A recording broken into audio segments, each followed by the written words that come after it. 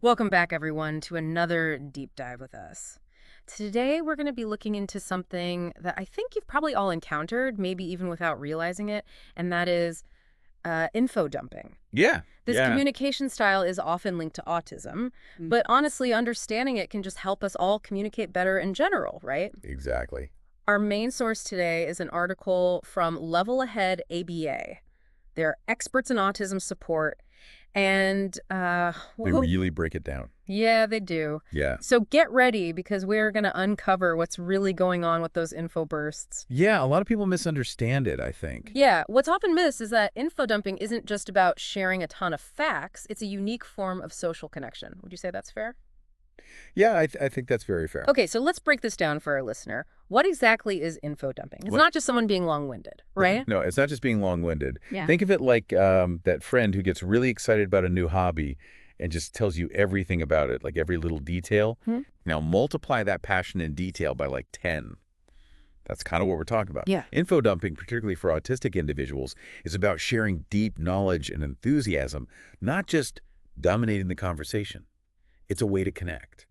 So for the listener, imagine someone unveiling their favorite topic with like the meticulousness of a museum curator. Yes. Presenting a prized artifact. You know, they're not just giving facts, they're revealing a whole world they find fascinating. And the article really dives into the psychology of it. And I gotta say, this is where things get really interesting for me, at least. Yeah. What'd you think? Yeah, for sure. One key point that they make is that info dumping isn't just about conveying information. It's also about expressing really deeply felt emotions that are connected to these special interests. So it's like an emotional overflow, finding its outlet through the facts and the Yes, details. it's like saying, this makes me feel so much, and I want you to understand why and to feel it too. Right. But it's not just emotional.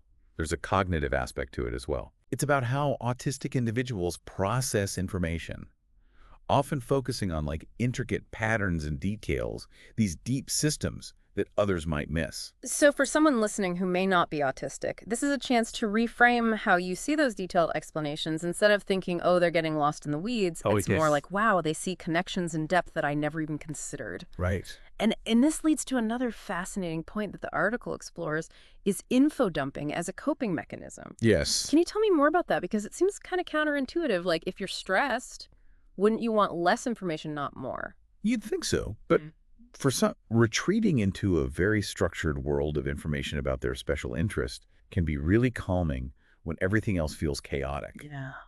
So imagine the world feels very overwhelming with sensory input and social demands. Yeah. For some people, diving deep into a familiar subject and sharing those intricate details can be like creating this pocket of order in their world. So for our listener, picture this. Instead of shutting down when things get too much, someone with autism might launch into a detailed explanation of, say, the history of train schedules or the life cycle of a specific beetle. Yes. It's not about being annoying.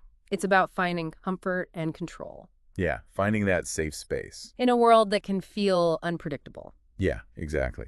And it's not always about escaping reality, though info dumping can also be a pathway to building genuine connections with people. Wait, so even though it can feel one-sided at times, it's actually a bid for connection? Yeah. That's fascinating. How does that work? So imagine you find someone else who is equally obsessed with the taxonomy of succulents or the intricacies of like medieval manuscripts. Oh, yeah. Right. Like a fellow traveler. Sharing that hyper-specific knowledge with someone else who gets it becomes like a bonding ritual. Like you're saying, I see you, you get me, let's geek out on this together. So for our listener, think about those moments when you found someone who shares your passion for, let's say, like a niche genre of music. You know, you can talk for hours. Exactly. Now imagine that intensified with even more detailed analysis and nuanced observations. Yeah, and the article doesn't shy away from the challenges of info dumping either. Right. It recognizes that even with the best intentions, it can be tricky to navigate in social situations. Because let's be real, not everyone is prepared for a deep dive into, the mating rituals of deep sea anglerfish, Yeah. no matter how passionately it's presented. Right. And for someone with autism, that disconnect can be really tough. Yeah, and this is where the article's discussion of rejection-sensitive dysphoria, or RSD, becomes really important. Yeah, RSD. Yeah. So for our listener, let's unpack RSD a bit, because it's not just about being sensitive, is it? No, it's much deeper than that. Yeah. Imagine like you have a radar for rejection that's just constantly on high alert. Oh, wow. For someone with autism and RSD, even a neutral response or like a slight Okay. change in someone's facial expression could trigger really intense feelings of rejection or criticism. So in the context of info dumping, if you're pouring your heart out about, say, your meticulously organized stamp collection, Right. and the listener seems bored or distracted, it wouldn't just be disappointing, it'd be like emotionally painful. Exactly. It can feel like a personal attack on your interests, even if that wasn't the listener's intention at all. Right. And this is why creating those safe spaces where autistic individuals feel comfortable sharing their passions is just so crucial. Absolutely. But, the article also provides some strategies for navigating those situations where info dumping might not be as readily welcomed.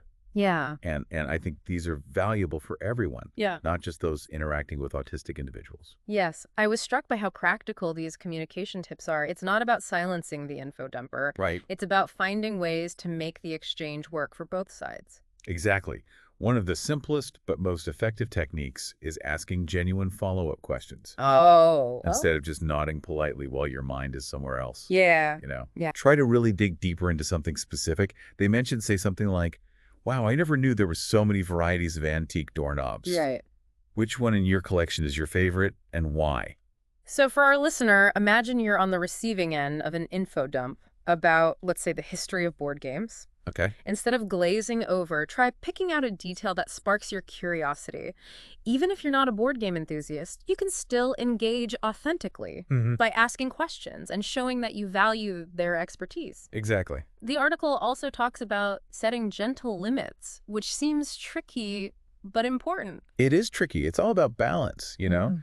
If you're genuinely overwhelmed or the conversation is going in a direction that's not working for you, it's okay to kind of redirect gently. Okay. You could say something like, this is all so fascinating. Yeah. And I would love to hear more about your collection sometime. But right now I was actually hoping we could catch up on what's been going on with you lately. So it's not about dismissing their passion, it's about finding a way to honor their need to share while also respecting your own communication needs. Exactly. The article really emphasizes that good communication is about reciprocity. Absolutely. And above all, just remember patience and kindness. Yeah. Yeah. Understanding that info dumping comes from a place of enthusiasm and a desire to connect, not a desire to annoy or overwhelm. That's such a key takeaway for our listener. If you can shift your perspective from feeling bombarded to recognizing that this person is generously sharing something they deeply care about, Mm. it can transform the whole dynamic. For sure. And this leads us to a part of the article I found really inspiring, creating environments that actually encourage and support positive info dumping experiences. Yeah. It's not about suppressing this unique way of communicating. It's about finding ways to make it work for everyone. Right. One of the most important things is creating safe spaces where autistic individuals feel comfortable sharing their passions without fear of judgment or interruption. So it's about more than just being polite. It's about actively cultivating an atmosphere of acceptance and understanding, Yes. where those info bursts are welcomed, not just tolerated. Exactly. Imagine dedicated spaces where people can just geek out over their special interests without feeling self-conscious. I love that. Like a comic book store that hosts regular meetups where people can deep dive into different storylines or character arcs, or a museum that organizes behind-the-scenes tours led by passionate curators who can share their in-depth knowledge. I love that. And it doesn't have to be formal or institutional. It could be as simple as like a family designating a specific time each week for passion projects where everyone gets to share something they're excited about, no matter how niche or detailed it might seem. Yeah, the point is when you create that sense of safety and acceptance, you unlock the true power of info dumping as a tool for connection and learning. It strikes me that this whole conversation about info dumping really challenges us to rethink what good communication even looks like, Yeah. It's not always just about being concise or getting straight to the point. It's about recognizing that passion and depth have their own value in communication. It's true. It's like we've almost been trained to prioritize efficiency and tidiness in our communication. Mm-hmm. But info dumping is kind of like a reminder that sometimes the most enriching exchanges come from, those who are willing to dive deep and share their knowledge with real enthusiasm. And for someone listening who maybe has been on the receiving end of info dumps and felt overwhelmed or confused, Yeah. hopefully this deep dive has given you some new tools and perspectives. For sure. It's not about forcing yourself to suddenly become a super fan of, every topic that comes your way. Right. But it is about recognizing the value of those deep dives, Mm. even if they're not your personal style. Yeah, and for those who info dump, themselves, it's about understanding that your way of communicating is valid and valuable, even if it doesn't always fit neatly into society's expectations. It's about finding those spaces where you can let your enthusiasm flow freely and connect with others who share your passions. Exactly. And maybe even gently educating those who are still learning to appreciate the beauty of a good info dump. Yeah, the article really beautifully ties all of this back to the broader importance of embracing neurodiversity. Yeah. It's about understanding that different ways of thinking and communicating are not deficits. They're actually strengths that enrich our world. You know, Double. info dumping is just one example of that, but it speaks to a larger need for acceptance and understanding of just diverse communication styles in general. So, as we wrap up this deep dive, I think the key takeaway for our listener is this: next time you encounter an info dump, whether you're giving it or receiving it, Yeah. try to approach it with a sense of curiosity and openness. See it as an opportunity to learn something new, to connect with someone on a deeper level, Mm. and to appreciate the beauty of a mind that sees the world in a way you might never have imagined. Because ultimately, isn't that what makes life interesting? The constant exchange of ideas, Yeah. the sharing of passions, the willingness to just dive deep into those things that make our hearts sing, no matter how obscure or detailed they might seem to others. Beautifully said. And on that note, we'll leave you to ponder those ideas and continue your own explorations into the fascinating world of communication and neurodiversity. Until next time, fellow deep divers.